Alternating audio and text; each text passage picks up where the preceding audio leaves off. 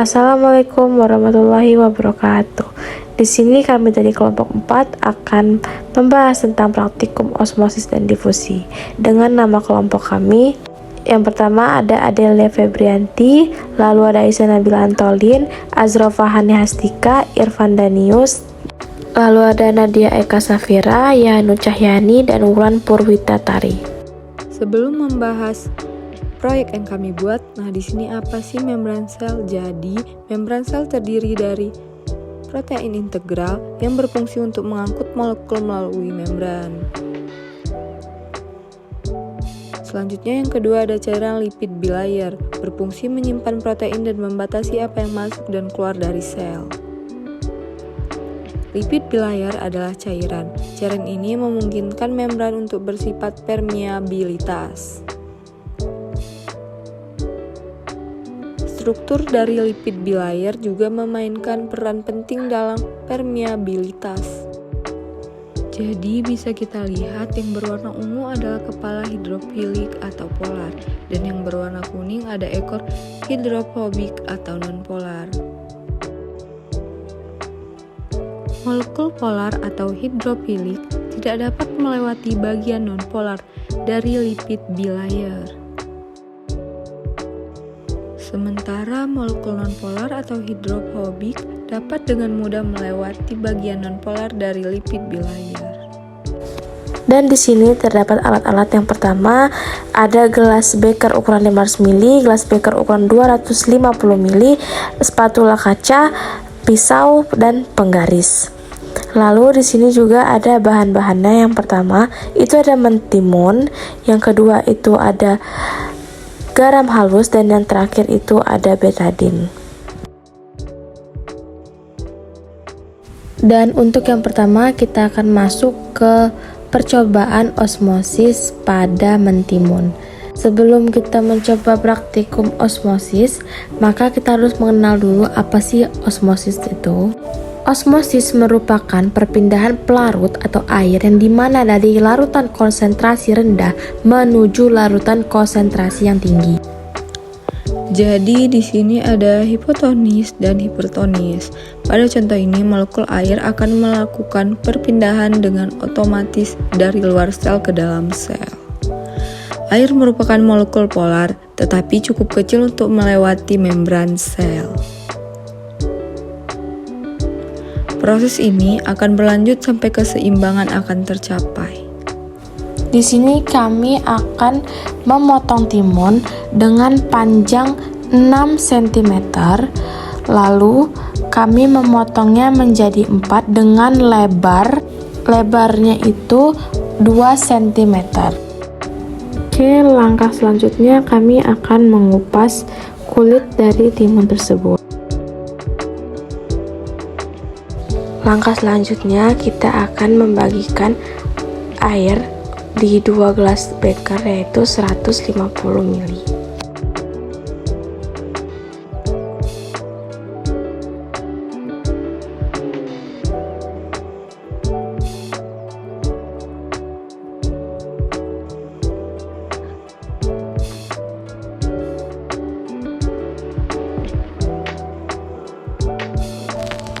Oke, selanjutnya kita akan memberikan 3 sendok makan garam pada 1 gelas beker yang sudah kita tandai untuk air garam.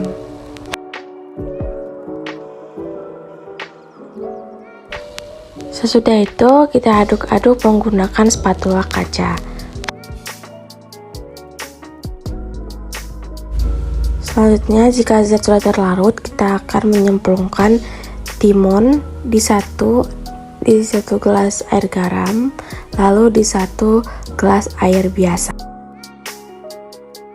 Jadi di dalam video ini ada peristiwa osmosis yang dimana kandungan air pada timunnya konsentrasi rendah hipotonik keluar melalui membran semi-permeabel yang ada pada timun menuju larutan konsentrasi tinggi yaitu hipertonik yang terdapat di dalam air garam, dimana menyebabkan timun di air garam itu mengapung di atas air.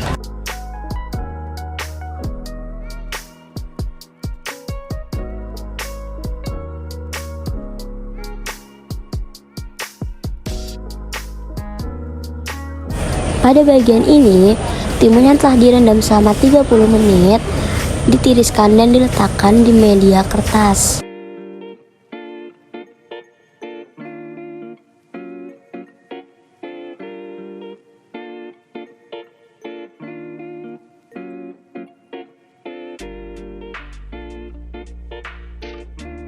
Selanjutnya, pada bagian ini kita melakukan analisis terhadap timun tersebut untuk mengetahui perubahan apa saja sih yang terjadi pada timun tersebut, seperti bentuk, ukuran, dan sifat timun tersebut yang telah direndam selama 30 menit.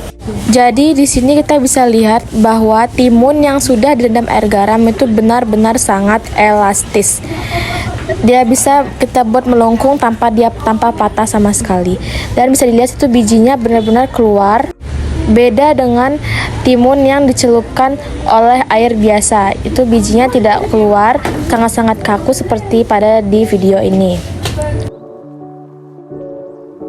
Selanjutnya kita akan masuk ke dalam percobaan difusi. Tetapi kita harus mengenal dulu apa sih difusi itu.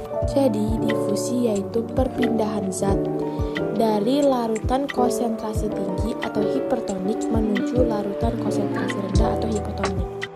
Difusi sederhana, jadi yang berwarna ungu adalah membran sel dan yang bulat-bulat seperti kelereng adalah molekul. Difusi akan terjadi di sepanjang gradien konsentrasi.